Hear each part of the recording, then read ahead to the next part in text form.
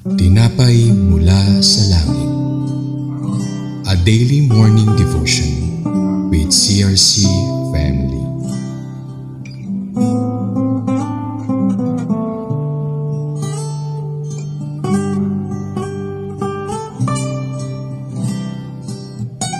Sa mapagpalang umaga po sa bawat isa. Ako po muli ang inyong makakasama sa umagang ito, Pastora Jenny Gabi ng CRC Calamba Daughter Church. Ngayong umagang ito, tinapay mula sa langit ay ating pagpupulay-bulayan ang salita ng Diyos. Ang ating pong paksa ngayong umaga, ito ay part pa rin ng ating Deuteronomy series. Ito po ay matatagpuan sa Deuteronomy 28 verse 1 to 2. Ngunit bago po tayo magsimula ay samahan niyo po muna ako sa isang panalangin. Ama naming Diyos na makapangyarihan sa lahat, maraming salamat po sa panibagong buhay at pag-asa na patuloy na iyong pinagkakaloob sa amin. Maraming salamat din po sa maagang biyaya na patuloy na pinagkakaloob ninyo po sa amin. Katulad na kami makarinig ngayong umaga ng iyong salita sa pamamagitan ng programang ito. Dalangin po namin na sa inyo po ang aming mga puso at isipan upang maunawaan po namin ang nais nyo parating sa amin ngayong umagang ito. Kapag bulay-bulayan at may apply namin ito sa aming buhay. Ito po ang aming samot panalangin sa pangalan mo Jesus. Amen. Atin pong basahin ang Deuteronomy 26:17. Kung iyong susundin ng buong puso ang Panginoon mong Diyos at tutuparin ang kanyang mga utos na ibinibigay ko sa inyo ngayon, gagawin ka ng Panginoon na pinakamataas sa lahat ng bansa sa ibabaw ng lupa. Darating sa iyo ang lahat ng pagpapalang ito at aabutin ka kung susundin mo ang Panginoon mong Diyos. Sa mundo ngayon, maraming taong naghahangad ng pagpapala, kayamanan, kalusugan, kapayapaan, maging tagumpay. Ngunit nakakalimutan na ng marami na ang tunay at pangmatagalang pagpapala ay nakaugat sa pagsunod sa Diyos. Sa Deuteronomy 28, malinaw ang pangako ng Diyos na may bunga ang pagsunod. Ang pagpapala ay hindi hinahanap, kundi ito'y umaabot sa taong masunurin. Ang pagpapala ay hindi hinahanap, kundi ito'y umaabot na lamang sa taong masunurin. Dito sa ating pag-aaralan ay meron tayong mga mahalagang punto na makukuha. So yung unang punto doon ay ang pagsunod ay buong puso at buong buhay. Sabi nga po doon sa Deuteronomy 21:1, kung yung susundin ng buong puso at ang kanyang supporting verse ay sa John 14:15, kung iniibigin niyo ako, tutuparin niyo ang aking mga utos.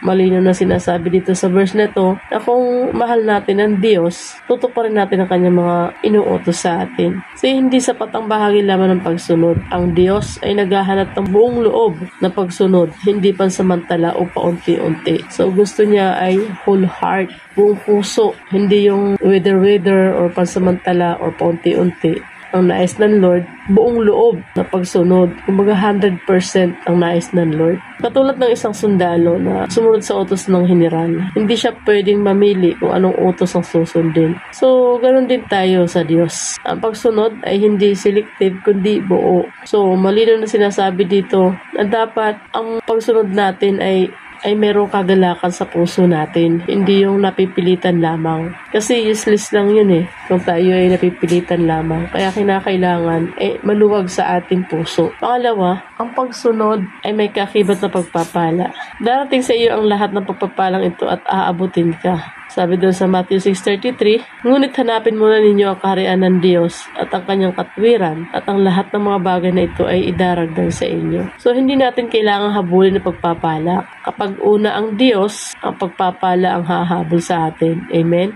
Ang pagsunod ay gaya ng pagbubukas ng pinto kung saan ang biyaya ng Diyos ay malayang dumadaloy. So, praise God. Katulad ng isang magsasaka uli na tapat na nagtatanim ay tiyak na aani. Ganon din sa buhay espiritual natin. Pagsunod ay pagtatanim at ang pagpapala ay ani. Kasi hindi naman papayag ang Lord na hindi niya hahayaan na yung magsasaka ay kumbaga luha ang walang ani. Hindi po. Kahit dumating yung meron siya makukuha doon sa kanyang itinanim. Kasi sabi nga pag may tinanim, may aanihin. So yun pala yun. Patatlo, ang pagsunod ay daan patungo sa pag-angat. Sabi doon sa talata, gagawin ka ng Panginoon na pinakamataas. Sabi doon sa Santiago 4:10, magpakababa kayo sa harapan ng Panginoon at kayo'y itataas niya. So, ito yung dapat gawin natin, na tayo ay magpakababa sa Lord. Kasi wala naman tayong dapat pagmataas eh.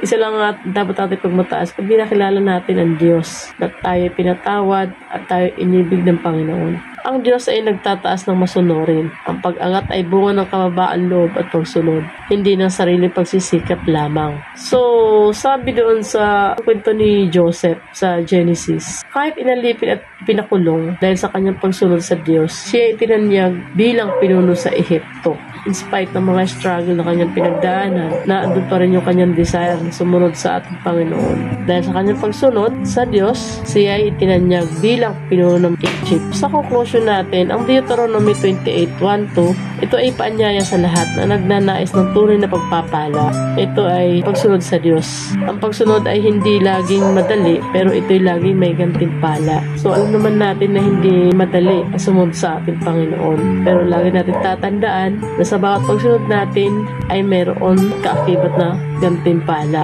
So, hindi papayag ang Diyos na hindi niya tayo bibigyan ng gantimpala. So, ganun kabuti ang ating Lord. So, sa ating application, suriin ang iyong buhay. May bahagi ba ng buhay mo na hindi pa sumusunod sa Diyos? Magdesisyon na sundin siya hindi lang salita kundi sa gawa. Magsimula sa maliit na hakbang ng pagsunod sa panalangin, pagbabasa ng salita, at pagtupad sa kanyang kalooban araw-araw. Kaya nga, araw-araw tayong binabago ng Lord eh. So, magsimula mo tayo sa maliit na hakbang. Kasi yung maliit na yan, masasaan pero lalaki din yan. Hanggang sa maging daily routine na natin, kasanayan na natin, na yun lang ginagawa natin na tayo ay nag-pray lagi, tapos nagbabasa ng kanyang salita, at naandun na yung pagsunod sa kanyang kalooban. So, sa ating reflection, sa ating pagninilay, tunay nga bang susunod ko ang Diyos ng buong puso? So, ito yung tatanong natin sa ating mga sarili. Tunay nga bang susunod ko ang Diyos ng buong puso? Hinahabol ko ba ang pagpapala o ang Diyos ng pagpapala? Paano ko mapapakita ang aking pagsunod sa araw-araw na pamumuhay? So, ang lahat ng ito ay tayo lang din makakasagot. So, samahan niyo po ako sa ating pangwakas na panalangin. Panginoon, maraming salamat sa iyong kapahayagan na napakalinaw na nakasaad doon na talagang may pagpapala kung kami ay susunod sa iyong kalooban. Panginoon, tulungan mo po kami makinig at sumunod sa iyong mga utos. Dahil alam namin na kapag ginawa namin ito, pagpapalain mo kami at iingatan. Naway dumating at manatili sa amin ang iyong mga biyaya habang kami sumusunod sa iyo. Salamat po dakilang Diyos sa iyong kapahayagan ngayong umagang ito. Ito pong aming samot panalangin sa pangalan ng Jesus na aming tagapagligtas. Amen. Maraming salamat po sa maikling oras na inyong inilaan upang ako inyong samahan sa programang Tinapay Mula sa Langit. Muli ko po kayong inaanyayahan sa araw ng bukas upang pakinggan at pagbulay-bulayan ito. Feel free po to share this video upang maging pagpapalad po kayo sa iba. And don't forget also to subscribe to our YouTube channel, CRC Family, and click the notification bell button para sa mga upcoming videos and events. Ang inyong lingkod, Pastora Jenny Gabi ng CRC Calamba Daughter Church. Pagpalain po kayo ng ating Panginoon. Magandang araw po.